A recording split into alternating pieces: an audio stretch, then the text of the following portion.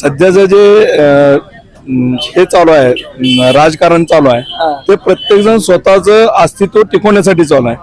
शिवसेनेवाल्यांनी देखील भाजपवरती कुरघोडी केलेल्या आहे त्या आणि भाजपवाल्यांनी बी शिवसेनेवरती कुरघोडी केलेल्या आहे त्या. पहिल्या निवडणुकीच्या वेळेला शहाजीबापू उभा राहिले होते त्यावेळेला सर्वजण शहाजीबापूंच्या सोबत इतर सगळेजण होते आणि शेतकरी कामगार पक्ष एकटाच लढत होता.